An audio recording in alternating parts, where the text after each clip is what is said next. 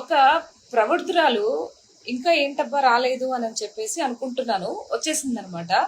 వచ్చి మహానాడు గురించి మహోత్తరమైన మాటలు మాట్లాడుతుంది ఈ ప్రవృద్ధురాలు.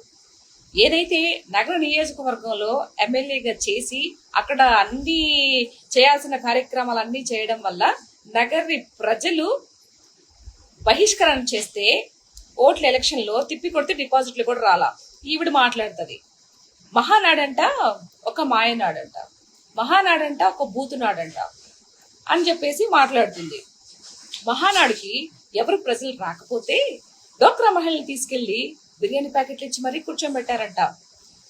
నువ్వు తెలుసుకోవాల్సింది ఇంకొకటి ఉంది మిస్సెస్ సెల్వమణి రోజా. మీ జగన్మోహన్ రెడ్డి గారు ముఖ్యమంత్రిగా ఉన్నప్పుడు పరదాల చాటును పట్టుకొని రోడ్ల మీదకి వచ్చిన తీరు బాబు గారు అది కాదు. నువ్వు చూసే ఉంటావు.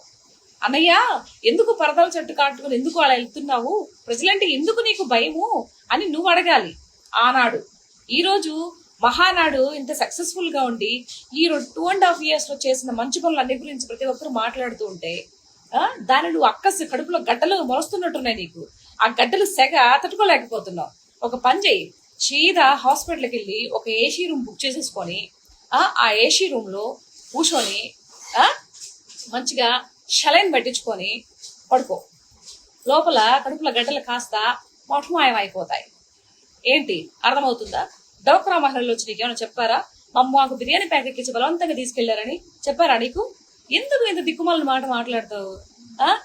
అసలు నువ్వు కూడా అర్థం కాదు. పోనీ ఒకవేళ మహానాడు అట్రప్లాక్క అయిందనుకున్నావు, నీకు మేలే కదా.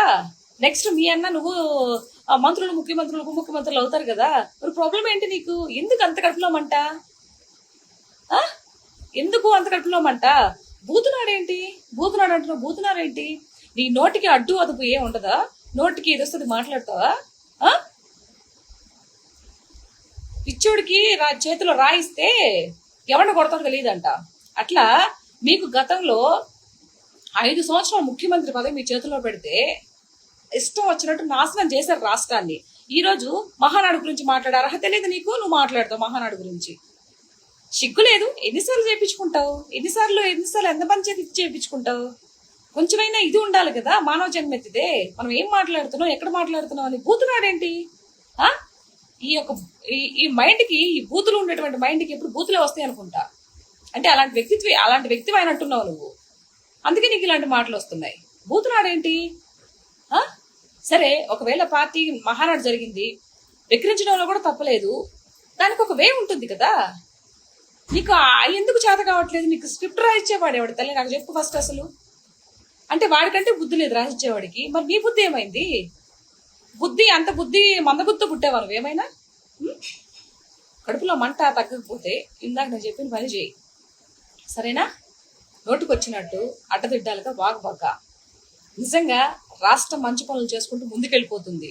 దాని మీద రాయి బురద చల్లే ప్రయత్నం చేసావనుకో బోడుగుండే నీకు. కాబట్టి గుర్తుపెట్టుకో. ఓకే.